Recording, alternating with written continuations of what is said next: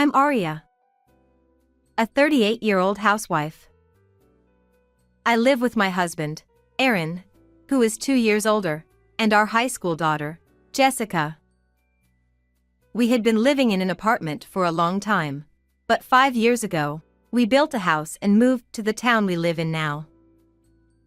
Having achieved my dream of owning a home, surrounded by a loving husband and a sweet daughter, I was spending my days full of happiness. However, I had one concern. It was about our neighborly relationships. A middle-aged woman named Stephanie, who lived next door, loved gossiping about others. Gossip lovers exist everywhere, but she was clearly excessive. Desperate to know about other families' affairs, thanks to her, my family got caught in a terrifying trouble. Stephanie, who appeared to be around 50, had been living in this town since childhood. She knew everything about who lived where, who married whom, and when children were born in the neighborhood. She loved to chat and immediately started talking to me when we had just moved in, asking where we came from. I was happy to have someone friendly when we didn't know anyone else, and she would give us small gifts and take care of us, so at first, I had a good impression of her. I thought it was nice to have a kind neighbor. But over time, I started finding her behavior annoying. Stephanie seemed to be obsessed with our family's affairs, prying into even private matters. Questions like whether my daughter had a boyfriend could be laughed off, but when she asked about our savings and my husband's salary, I was taken aback. When I said I don't like to answer about money, she pursed her lips and said, "Why so secretive between neighbors?" No matter how much she sulked, I kept silent. It's incredibly inappropriate to ask someone directly about their savings. Additionally, there was another reason I didn't want to share secrets with her.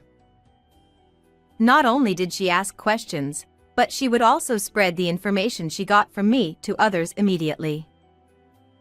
I was shocked multiple times when things I told only her spread throughout the neighborhood in no time. And yet, she never talked about herself. The only thing I knew was that her husband was so busy he was rarely home. The rest of her private life remained a mystery. It's unfair how she wants to know everything about others but reveals nothing about herself. Because of this, I gradually started to dislike her and limited our conversations to minimal greetings when we met outside. For a while, she kept pressing me, but eventually, she seemed to realize I was avoiding her and stopped approaching me. To an outsider, it might seem cold to act distant despite living next door. But to protect my and my family's privacy, keeping a distance was necessary. For a while, we lived peacefully without any incidents. One morning, when I went to take out the trash, I ran into Stephanie, who was just leaving her house. We locked eyes, and I felt a jolt, but I greeted her with a simple good morning and tried to pass by. However, she grabbed my arm, saying, "Aria, wait a minute." Oh no, caught again. I sighed internally.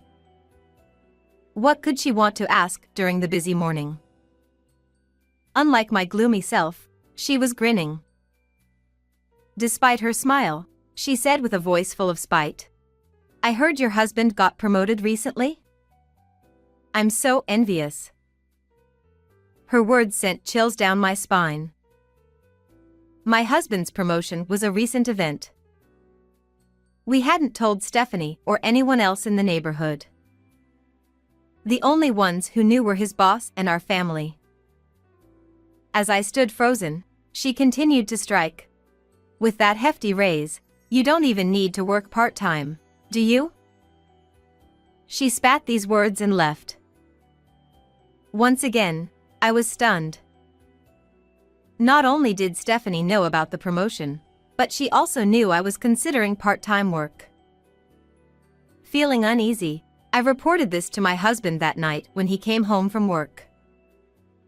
I asked if he had mentioned the promotion to anyone, but he confirmed he hadn't. We were both baffled about how Stephanie found out. Just then, we heard hurried footsteps rushing down the stairs, and our daughter Jessica burst into the living room. Breathless, she said, "Come to my room right now." I tried to calm her down, asking, "What's wrong? Why are you so frantic?" But she insisted, "Just come quickly," pulling us by our arms. Following her upstairs, we entered her room. Jessica pointed under her bed. "Mom, Dad, look at this." There, under the bed, partially hidden, was a white power strip plugged into an outlet. At first, I didn't understand why Jessica was making such a fuss. To me, it just looked like a normal power strip. But my husband and Jessica had turned pale. Then, my husband said something shocking.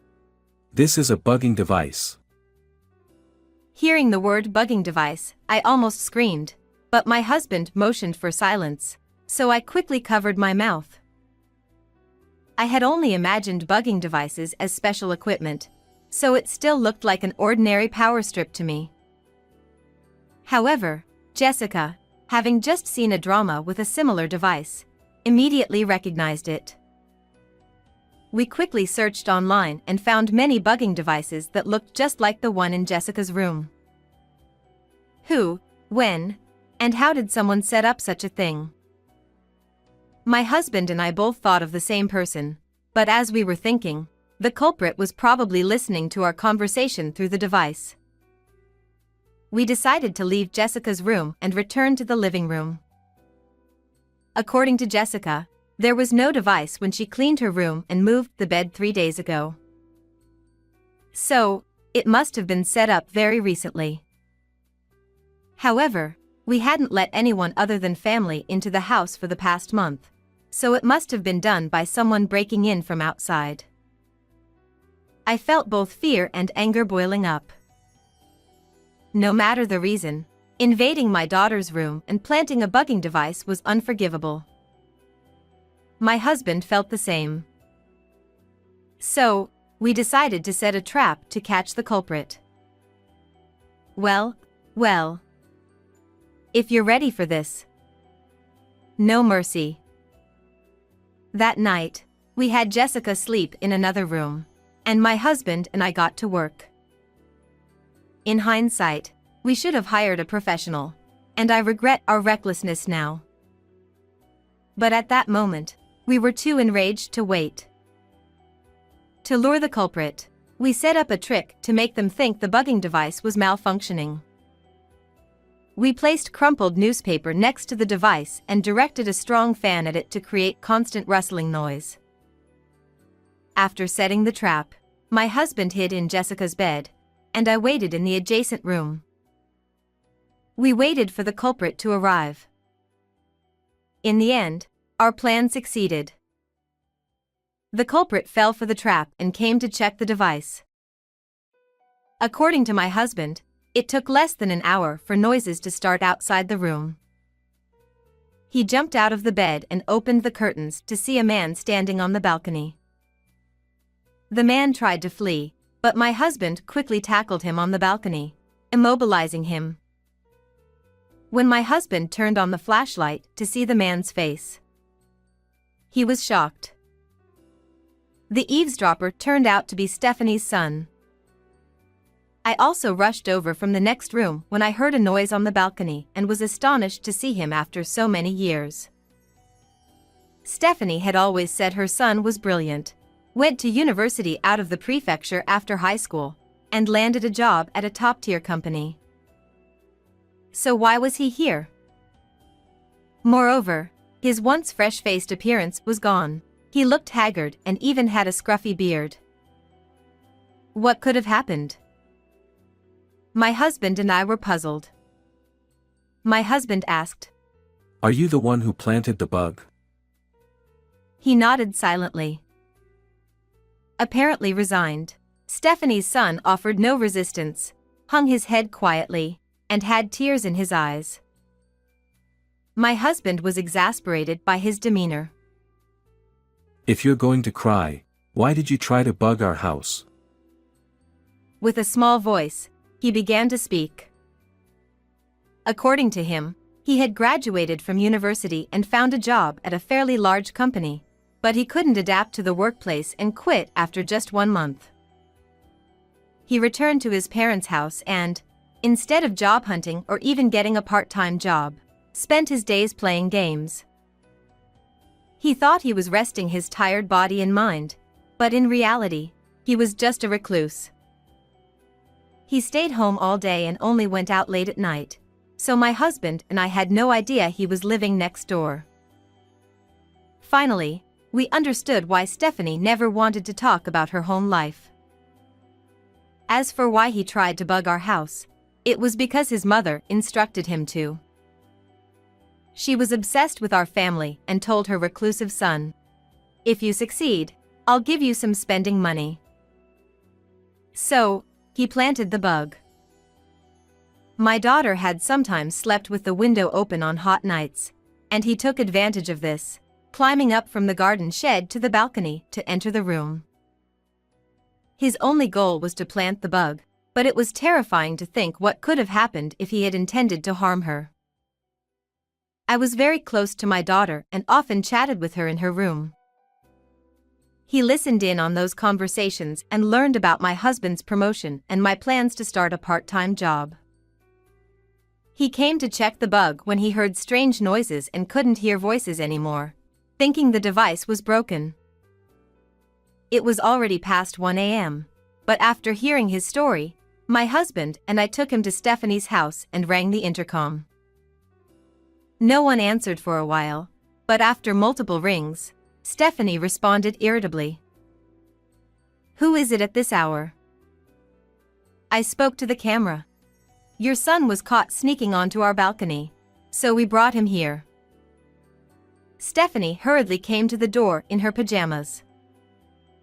Seeing us and her son standing together, she was initially shocked but then put on a defiant expression. "What do you want at this late hour?" She feigned ignorance, which angered my husband.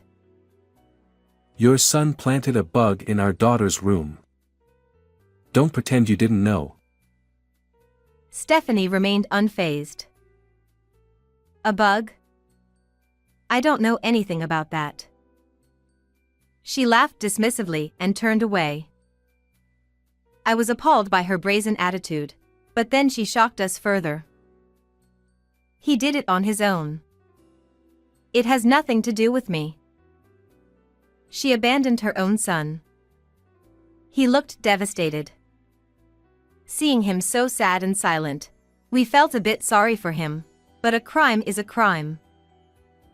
"We'll be filing a police report."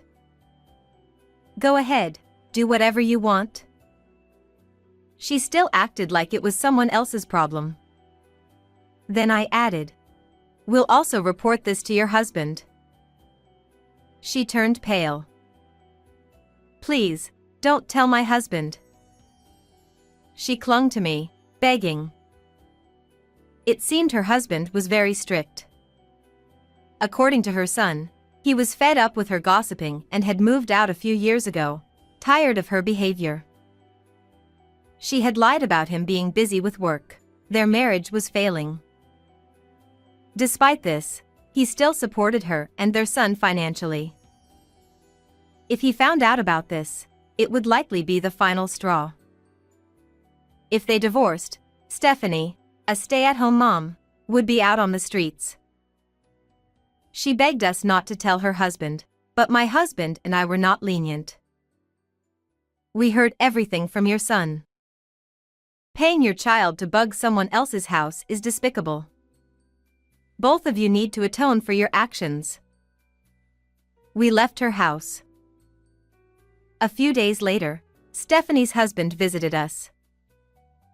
After calling the contact number given by their son, he came to apologize. He apologized for his son's actions and even paid us compensation.